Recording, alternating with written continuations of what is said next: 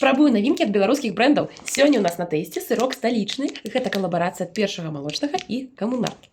Итак, сырок у нас 45 грамм. Поглядим состав КБЖУ. Белки 10,2 грамма на 100 грамм продукту. Тлуст 21,6 граммов. И вуглеводы 37,9 граммов. Поглядим же, який ён на смак.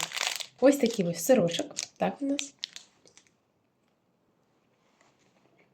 Что могу сказать? Шоколад тут добрый. Не зусім тонкий, все як я люблю. А у цілому звичайний сирок з какавой.